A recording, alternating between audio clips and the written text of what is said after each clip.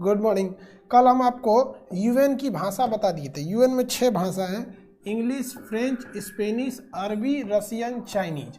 इसमें सबसे बाद में 1975 के पास में जोड़ा गया था अरबी को। इंग्लिश और फ्रेंच जो है इसकी पीडीएफ की भाषा है, यानी ऑफिशियल मतलब आधिकारिक भाषा है, जो लिखने के लिए वो प्रयोग होती है। यूएन में कुछ 5 सदस्यों के पास अस्थायी सदस्यता है। एक अमेरिका, ब्रिटेन, फ्रांस, रूस, चाइना। इसके बाद हम आपको पढ़ाते हैं क्या चीज़ भैया, तो विश्व के प्रमुख रेल मार्ग, जो बड़े बड़े रेल मार्ग हैं या फिर जो हवाई मार्ग है या समुद्री मार्ग है, इन लोगों के बारे में चर्चा करते हैं।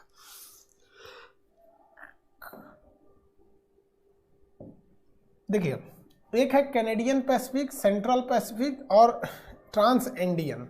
ट्रांस का तो सबसे पहले मतलब समझिएगा कि इस पार से जब उस पार जाता है तो उसे कहते हैं ट्रांस, इस पार से उस पार जाता है तो उसे क्या कहते हैं, ट्रांस कहते हैं। तो देखिए सबसे पहले कैनेडियन पैसिफिक, ये कनाडा के इस कोना से प्रशांत इस कोना जाता है तो इसे कहते हैं कैनेडियन पैसिफिक। कैनेडियन पैसिफिक, इधर एक शहर है हैलिफैक्स, इधर है वैंकूवर। हैलिफैक्स और वैंकूवर के बीच में जाता है कैनेडियन पैसिफिक। क्या नाम है, कैनेडियन पैसिफिक। अब हम बात करते हैं सेंट्रल पैसिफिक, ये न्यूयॉर्क से चालू होता है, न्यूयॉर्क से, और कहाँ जाता है, सैन फ्रांसिस्को। न्यूयॉर्क से सैन फ्रांसिस्को, तो ये सेंटर, ये बीच में आ जाता है, इसलिए सेंट्रल पैसिफिक जो होता है न्यूयॉर्क से सैन फ्रांसिस्को। लेकिन कैनेडियन पैसिफिक क्या है, तो कनाडा का इधर का सबसे बड़ा शहर इधर, तो इधर वैंकूवर हो जाता है, यहाँ हैलिफैक्स हो जाता है, हैलिफैक्स। तो सेंट्रल पैसिफिक हैलिफैक्स से सेंट पीटर्सबर्ग, और ये सॉरी कैनेडियन पैसिफिक हैलिफैक्स से वैंकूवर। सेंट्रल पैसिफिक तो ये न्यूयॉर्क से सैन फ्रांसिस्को। अब बीच में यहाँ पे अब नीचे आते हैं, देखिए यहाँ ये पर्वत का नाम क्या है, एंडीज पर्वत। अब जो रेल लाइन इस एंडीज पर्वत के इस पार से उस पार जाएगी उसे ट्रांस एंडियन कहते हैं। क्या कहेंगे, ट्रांस एंडियन रेल मार्ग कहेंगे।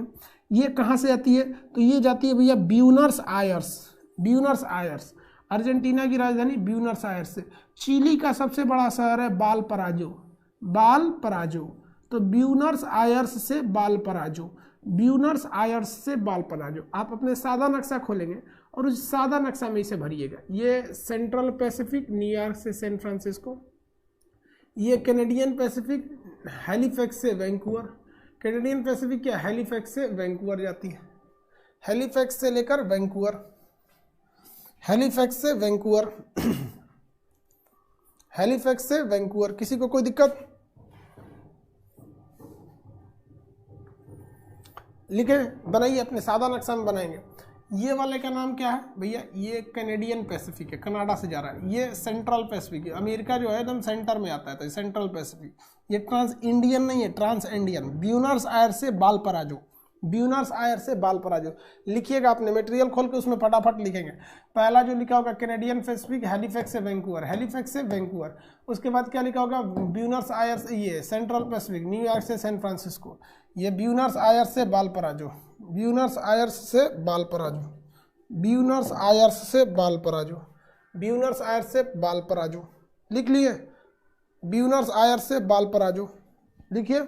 आपके मटेरियल में एकदम स्पष्ट लिखा हुआ है, लिखा है संसार का सबसे बड़ा रेल मार्ग। तो रेल मार्ग में सबसे ज़्यादा यूएस में ट्रेन चलती है, उसके बाद भारत, फिर रूस, फिर कनाडा, फिर चाइना।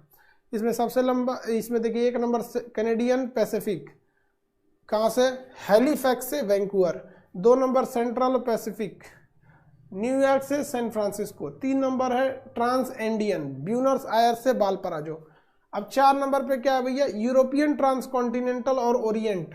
देखिए भैया, यूरोपियन ट्रांसकॉन्टिनेंटल और ओरिएंट में ज़्यादा का अंतर नहीं है। ये सब, ये दोनों चालू होते हैं कहाँ से, इस्तांबुल से, इस्तांबुल से। एक चला जाता है लंदन और एक चला जाता है पेरिस, एक चला जाता है पेरिस। तो पेरिस से इस्तांबुल होगा तो ओरिएंट एक्सप्रेसवे, और लंदन से इस्तांबुल हो जाता है तो वो हो जाता है यूरोपियन ट्रांसकॉन्टिनेंटल, यूरोपीय ट्रांसकॉन्टिनेंटल, यूरोपीय ट्रांसकॉन्टिनेंटल लंदन से इस्तांबुल, यूरोपीय ट्रांसकॉन्टिनेंटल लंदन से इस्तांबुल।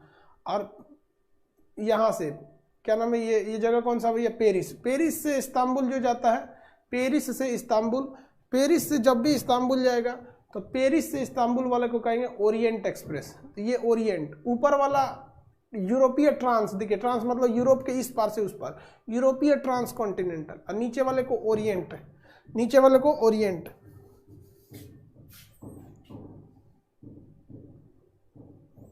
अरे बोल तो रहे यार, नंबरिंग लो ना, लिखो।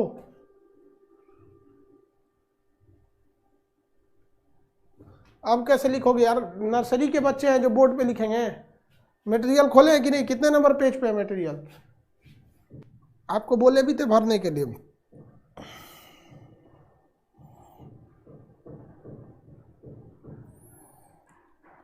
पाँच नंबर है, 4 नंबर है, देखिए पेज नंबर है 33, पेज नंबर 33 उसमें भरिए। 1 नंबर कैनेडियन पैसिफिक जो है हैलीफैक्स से वैंकूवर, न्यूयॉर्क से San Francisco 2 number. 3 number trans Indian Buenos Aires, Argentina की राजधानी ब्यूनर्स आयर्स से बालपराजो, ब्यूनर्स आयर्स से बालपराजो। उसके बाद क्या भैया, यूरोपियन ट्रांसकॉन्टिनेंटल लंदन से इस्तांबुल, ओरिएंट एक्सप्रेसवे पेरिस से इस्तांबुल। उसके बाद है केप काहिरा, ये तो आपको पता ही होगा, 6 नंबर है केप काहिरा। भाई साहब 6 नंबर केप काहिरा, ये केप काहिरा केप टाउन से शुरू होता है और कहाँ जाता है, काहिरा तक, इसलिए इसे क्या कहते हैं, केप टाउन से शुरू होकर काहिरा तक जाता है, इसलिए केप काहिरा। केप टाउन से काहिरा, केप टाउन से काहिरा, इसे केप काहिरा कहते हैं। केप टाउन से काहिरा, केप काहिरा। नक्शा में भरिए अपने, सादा नक्शा में, मटेरियल में भी भरिए साथ साथ, मटेरियल नक्शा दोनों में साथ साथ भरते चलिए, मटेरियल और नक्शा दोनों में साथ साथ भरते चलिए, मटेरियल और नक्शा दोनों में साथ साथ भरते चलिए।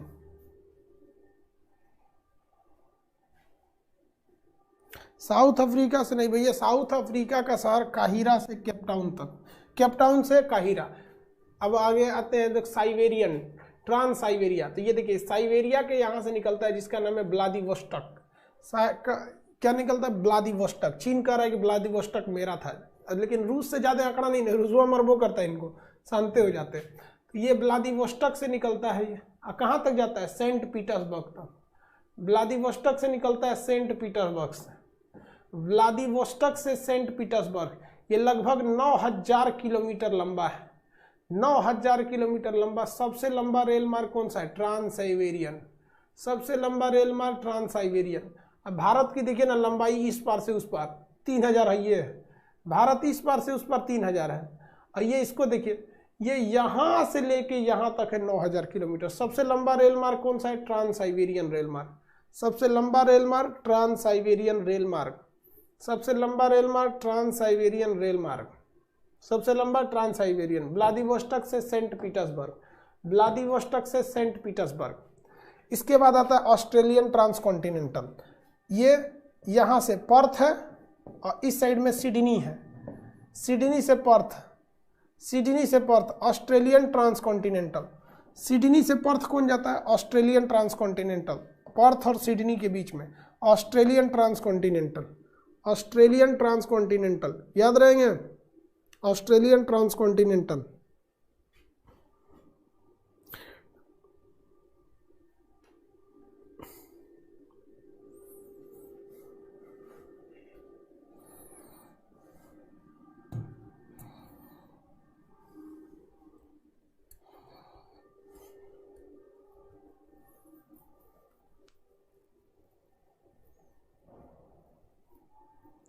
किराया कितना होगा, अरे भाई साहब हमको किराया क्या पता यार, आप लोग भी ऐसा ऐसा सवाल पूछते हो ना।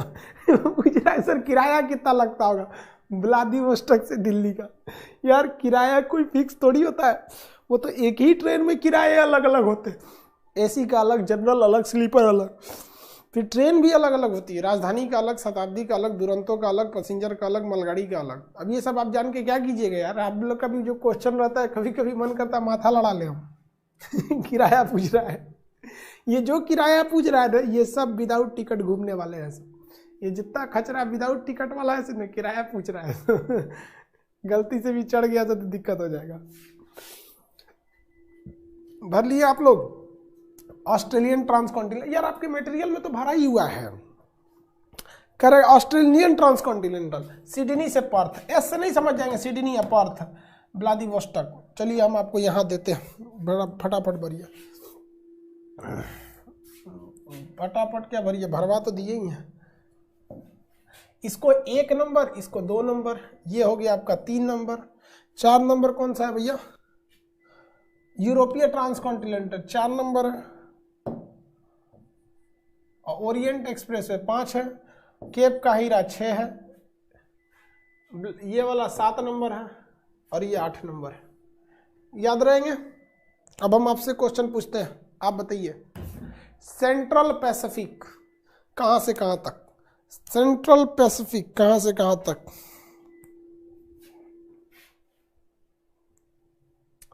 सादे नक्शा में भी भरिए, सादे नक्शा में भी, सादे नक्शा में भी भरिए, मटेरियल में भी भरिए। सेंट्रल पैसिफिक न्यूयॉर्क से सैन फ्रांसिस्को, हाँ एक आक अक्षर भी लिख देंगे तो चलेगा, मतलब थोड़ा बहुत तो लिखिए ना। ट्रांस साइबेरियन, ट्रांस साइबेरियन,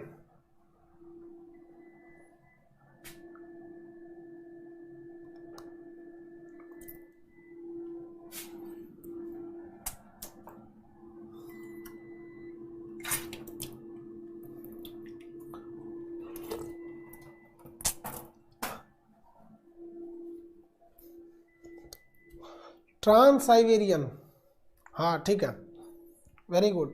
अब चलते हैं हम लोग समुद्री मार्ग पर, समुद्री मार्ग पर।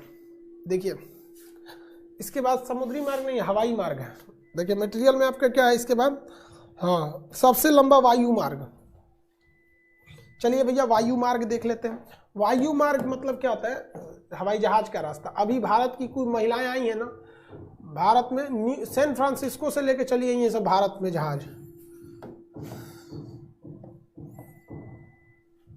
जो महिलाएं आई हैं कहाँ से कहाँ तक जहाज लेके आई हैं सब, 4 ठो महिलाएं हैं भारत में सबसे ज्यादा लेके आई हैं सब। एयर इंडिया की थी सब, कहाँ से कहाँ तक?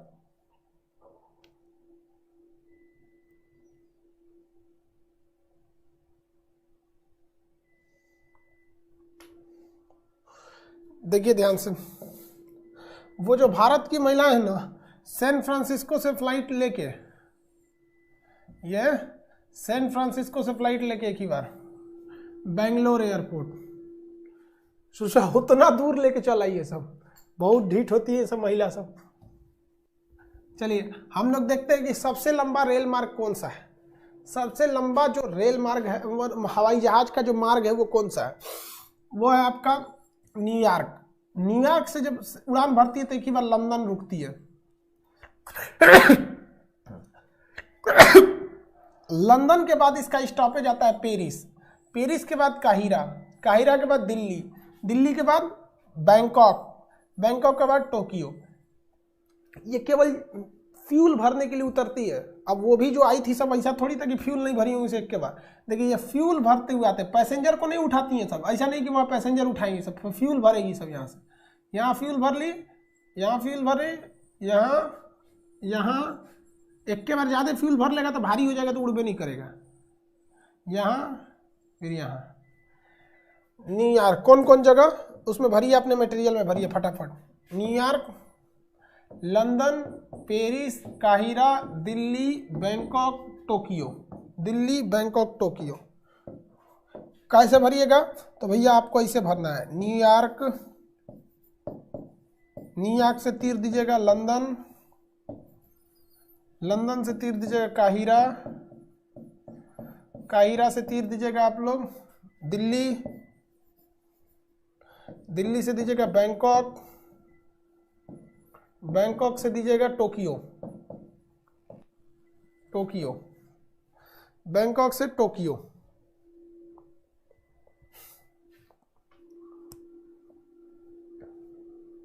अरे इस पे नॉर्थ पोल कैसे दिखाएगा? तो पृथ्वी गोल है, उस पे तो पता चलेगा।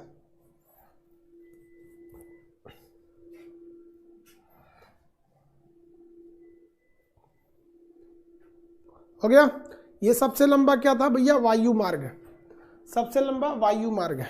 चलिए उसके नीचे क्या है? रेशम मार्ग।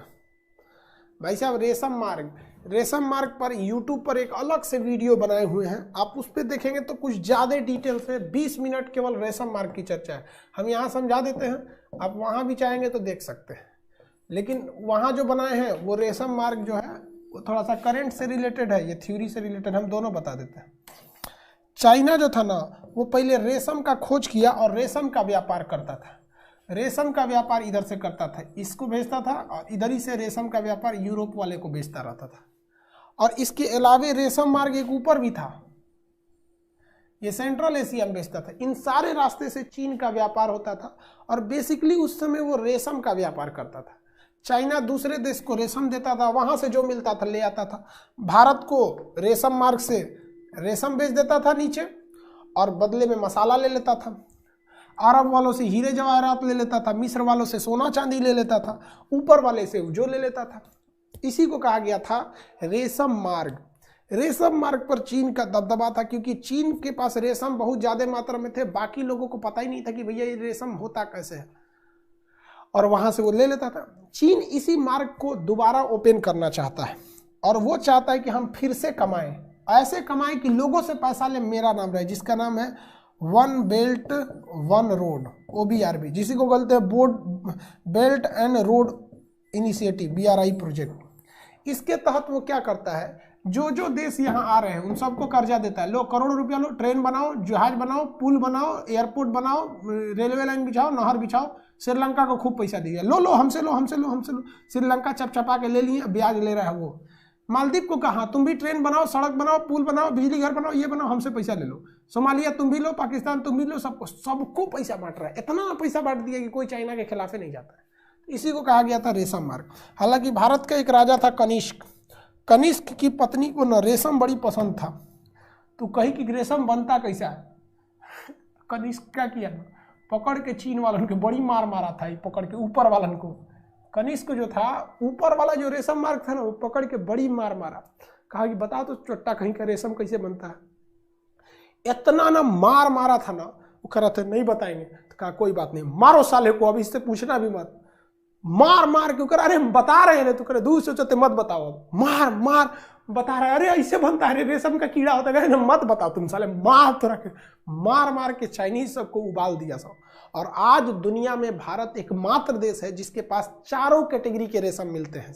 रेशम की 4 कैटेगरी होती है, मूंगा, टर्नर, ये सब टाइप के, टोटल 4 कैटेगरी के रेशम होते हैं। दुनिया का एकमात्र देश भारत है जहाँ पे चारों कैटेगरी के रेशम होते हैं। सबनी को मार मार के सीख गया भारत। चाइना का रेशम ठीक किया, सचिन को बड़ी मार मारा है। कुछ लोग जूता खाने के लिए पैदे होते हैं, उनको प्यार से कहिएगा तो समझे में नहीं आ रहा। कनिष्क कह रहा था कि भैया हमारी वाली गुसियाइल है, उसको रेशम बनाने का शौक है, बता दो, नहीं बोलेंगे तो गुसिया के नैहर चल जाएगी। भारत वाली महिलाओं का नखड़ा भी तो है, तो जरा गुसियाएगी तो सीधे नैहर भाग जाती है सब, पता नहीं किसके बाद भागती है सब, पहिलका के पास। तो कनिष्क कह रहा था कि भैया बता दे चाइना वाले रेशम कहाँ है, नहीं तो फिर भाग जाएगी घरे, अब हमारा खाना पीना कौन देगा तुम, तो नहीं बता रहा, मारा कचर के पीटा सब रेशम उगलवा लिया। आज चाइना के पास भी चारों कैटेगरी के रेशम नहीं होते, उसके पास भी 3 कैटेगरी का रेशम होता है। दुनिया में एकमात्र देश भारत है जिसके चारों कैटेगरी का रेशम होता है। समझ में गया? तो दुनिया में याद रखिएगा, डिस्ट्रिक्ट कोर्ट के ऊपर होता है हाई कोर्ट, और हाई कोर्ट के ऊपर होता है सुप्रीम कोर्ट, और इन सब के ऊपर होता है बांस कोर्ट। बांस लो, बड़का बांस, और मार बांस मार बांस, बांस कोर्ट। तो कनिष्क के पास कौन सा कोर्ट था? बांस कोर्ट। मारा बांस कोट, मार बांस, मार मार बांस मार, पूरा बांस मार का भेजा फाड़ दिया, सब निकाल लिया रेशम, बांस कोट। आगे चलते हैं।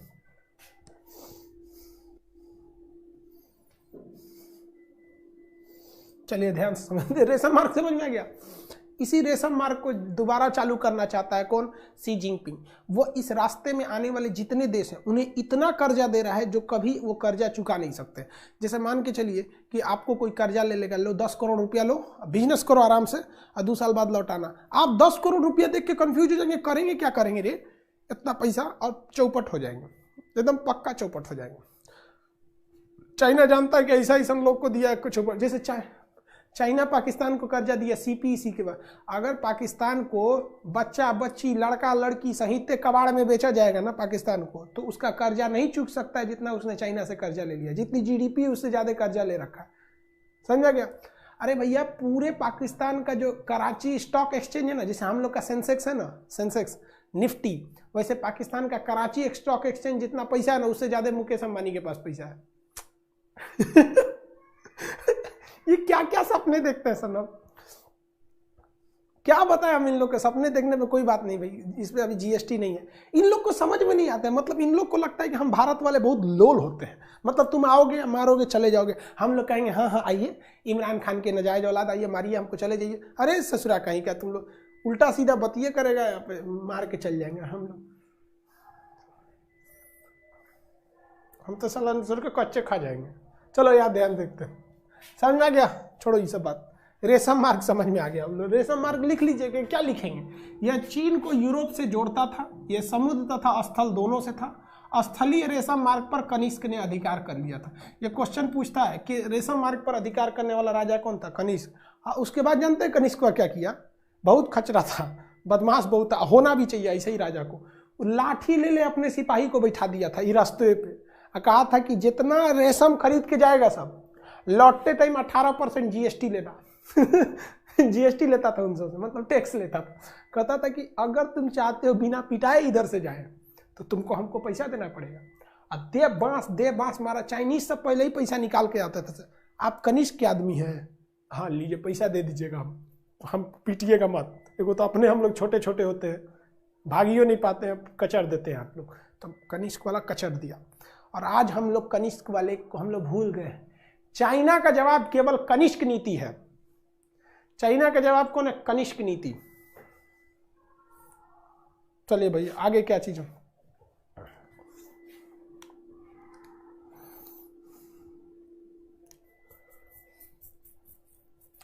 उसके बाद क्या चीज है भैया? रेशम मार्ग आप भर देंगे, उसके नीचे पठार है, पठार में भरिए प्लेट्यू में, पठार में भरिए, पठार प्लेट्यू, पठार भरिए, भरिए भैया भरिए भैया। देखो यार तुम लोग एक चीज ध्यान से रखना, पाकिस्तानियों को कोई सुधार नहीं सकता, क्योंकि कैंसर की दवा अभी तक बनी नहीं है। ध्यान से समझो, चलो आगे लिखो। पठार में लिखिए, ये समुद्र तल से 1000 मीटर से अधिक ऊंचे होते हैं। पठार में लिखिए, समुद्र तल से 1000 मीटर से अधिक ऊंचे होते हैं।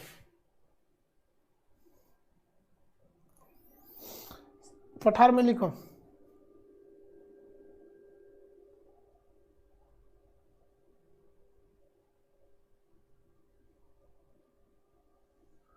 यह 1000 मीटर से अधिक ऊंचे होते हैं।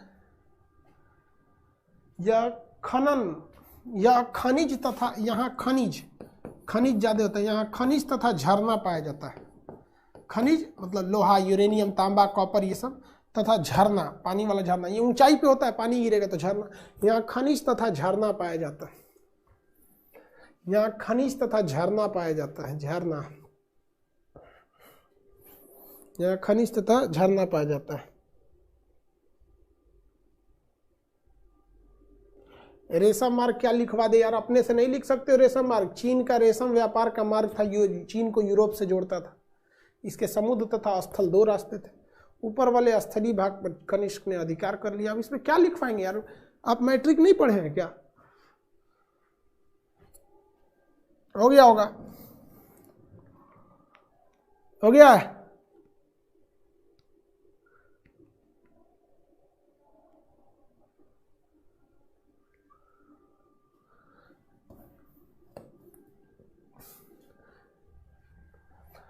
पठार लिख दिए ना।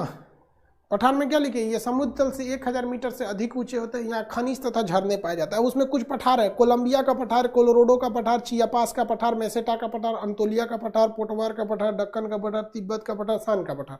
चलिए भैया ये पठार को देखते हैं। सादा नक्शा खोलेंगे, साथ ही साथ भरना चालू करेंगे। सादा नक्शा खोलेंगे, साथ ही भरना भी चालू करेंगे। क्या भरिएगा भैया?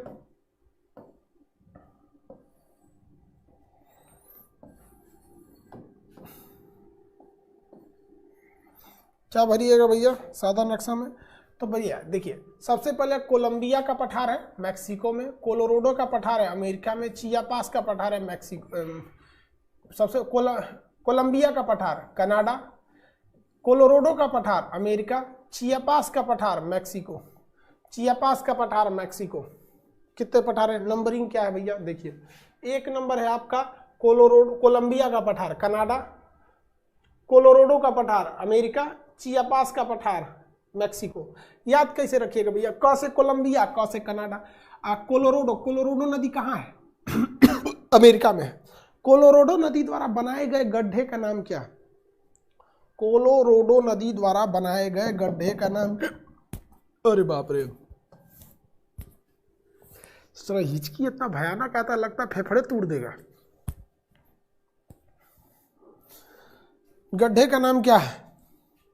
Grand canyon. तो कोलोराडो नदी से याद रहेगा कोलोराडो का पठार, कोलोराडो से याद रहेगा कोलोराडो का पठार। आइए क्या है? मेसेटा का पठार, चियापास का पठार।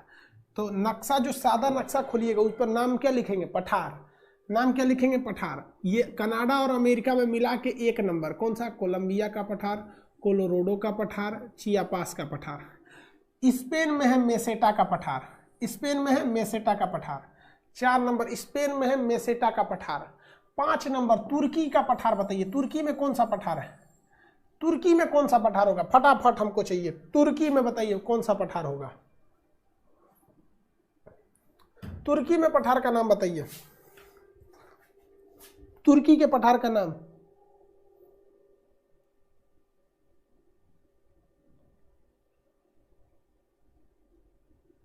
अंतोलिया का पठार, वेरी गुड। 5 नंबर अंतोलिया का पठार, 5 नंबर अंतोलिया का पठार, अंतोलिया का पठार। कौन सा पठार? अंतोलिया का पठार। पाकिस्तान में प से पाकिस्तान, प से पोटवार, प से पाकिस्तान, प से पोटवार का पठार, प से पाकिस्तान, प से पोटवार का पठार, प से पाकिस्तान, प से पोटवार का पठार।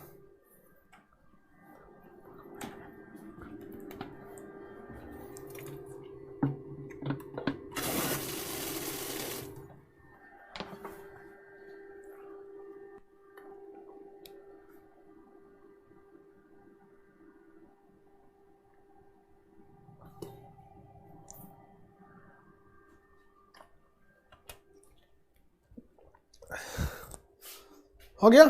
पोटवार का पठार पाकिस्तान।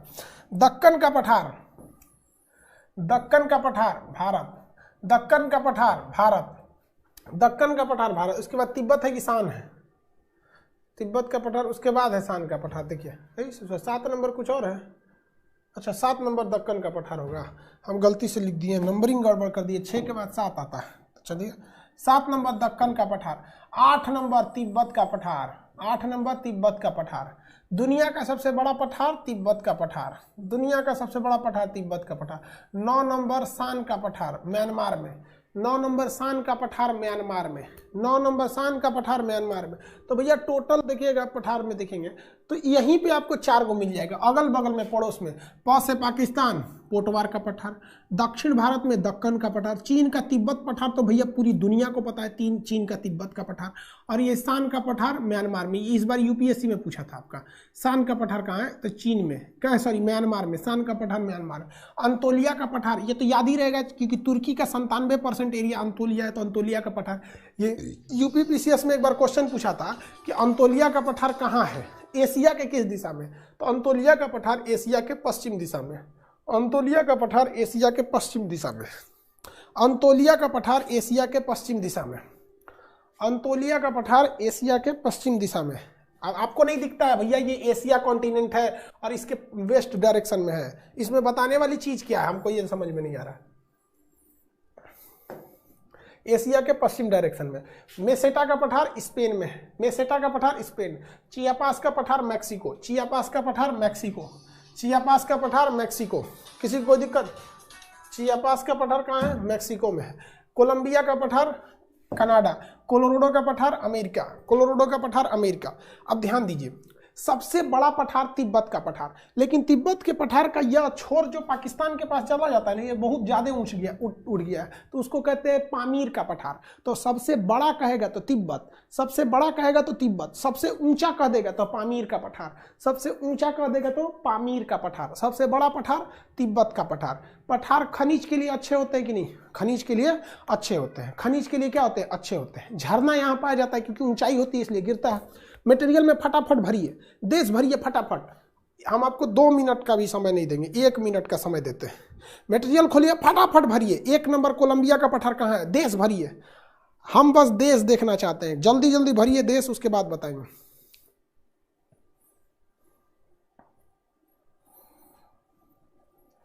देश भरिए फिर हम आगे बताएंगे। देश जल्दी फटाफट भर दीजिए।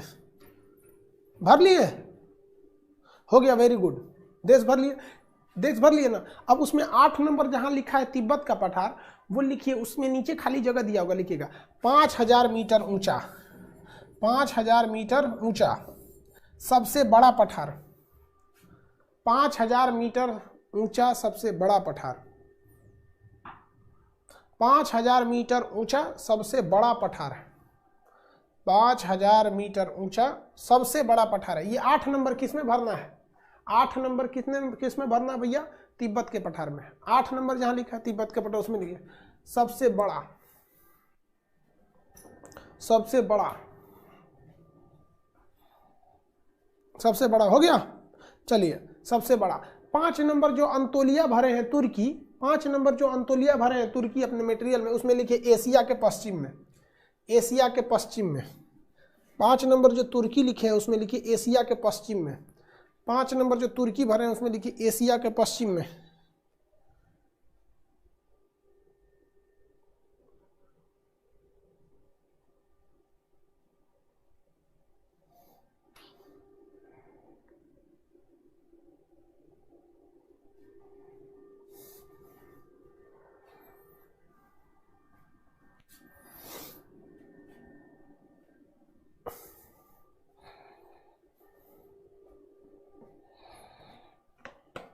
हो गया, चलिए नीचे रिमार्क लिखा होगा, नीचे क्या लिखा है? रिमार्क। रिमार्क में लिखिए पामीर का पठार विश्व का सबसे ऊंचा पठार है।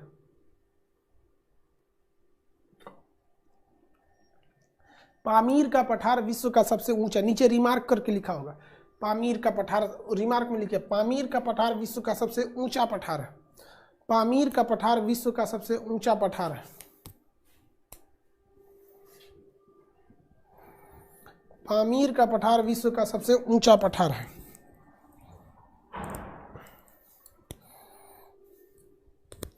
पामीर का पठार विश्व का सबसे ऊंचा पठार है। अरे यार क्यों टेंशन में लेते हो कि कोर्स कब बंद हो जाएगा? 15 जनवरी को बंद हो जाएगा? नहीं बंद होगा। पामीर का पठार विश्व का सबसे ऊंचा पठार है। हो गया, चलिए अब पठार के नीचे क्या टॉपिक है? पठार के नीचे का टॉपिक बताइए। भौगोलिक खोज, भौगोलिक खोज, मानचित्र की रेखाएं, विश्व की प्रमुख नदियां, विश्व की प्रमुख नदियां, भौगोलिक खोज। अब देखो भाई इसको कल बताएंगे हम, आज के लिए इतना। आज ये क्लास जल्दी खत्म कर रहे हैं, आज क्लास को थोड़ा सा जल्दी खत्म कर रहे हैं, ठीक है? आज के लिए इतना ही। कल नदियां वगैरह का टॉपिक बता देंगे, फिर अक्षांश देशांतर बता देंगे, ठीक है? उसके बाद इंडियन पढ़ाएंगे आपको। आप लोग के लिए इंडियन के लिए कोई अलग से पैसे नहीं लगेंगे। आप लोग के लिए इस बैच के लिए इंडियन ज्योग्राफी का कोई अलग से पैसा नहीं लगेगा।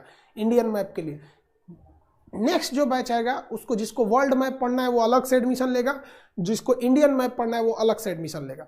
आप लोग एप्लीकेशन के शुरुआती स्टूडेंट थे, इसलिए आप लोगों से 200 रुपये में ही इंडियन ज्योग्राफी, इंडियन मैप और वर्ल्ड मैप दोनों पढ़ा दिया जाएगा। अदरवाइज में जो नेक्स्ट आएंगे लोग, उन लोग के लिए दोनों अलग अलग से लगेगा। किसी को कोई दिक्कत है तो बोलिए, कोई दिक्कत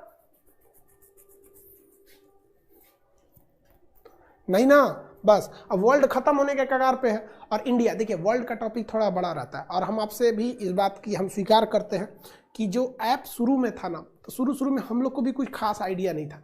कभी सर्वर प्रॉब्लम थे, कभी वाईफाई का प्रॉब्लम था, कभी बीच बीच में ज़्यादा छुट्टियाँ हो गई, खास करके दिसंबर के महीने में, तो इस सब से थोड़ा सा डिस्टर्बेंस ज़्यादा हो गया। तो धीरे धीरे इंसान को पता चलता है। ऑफलाइन में तो दिक्कत नहीं था, ऑनलाइन धीरे धीरे समस्या हो गया, तो थोड़ा हम इसके लिए आप लोग से क्षमा चाहते हैं। आने वाले बैचेस में ऐसी तकलीफें देखने को नहीं मिलेंगी। जैसे ज्योग्राफी वाले बैच में काफ़ी समस्या देखने को मिल गई, क्योंकि एप्लीकेशन धीरे धीरे बनते हैं, सब बहुत ट्रिकी चीज़ होती है, टेक्निकल चीज़ें होती है, हर चीज़ धीरे धीरे सुधर जाता है। आप भी डायरेक्ट इतना बड़ा पढ़ के महान नहीं बने थे, आप भी ABCD से शुरू किए थे, तो हमारे लिए पढ़ाना कोई बड़ी बात नहीं है, लेकिन एप्लीकेशन पे आना, एप्लीकेशन को मेंटेन करना, डेली एगो समस्या आता है। सोचा कभी OTP खत्म, कभी नोटिफिकेशन खत्म, कभी कुछ समस्या आ जाते हैं, ठीक है? खैर आप लोगों ने बहुत सपोर्ट किया। ज्योग्राफी का क्लास अभी लेंगे हम, ज्योग्राफी का क्लास आज होगा 2:10 पर। ज्योग्राफी का क्लास 2:10 पर ज्योग्राफी होगा। चलिए ठीक है, आज के लिए इतना ही। जय हिंद।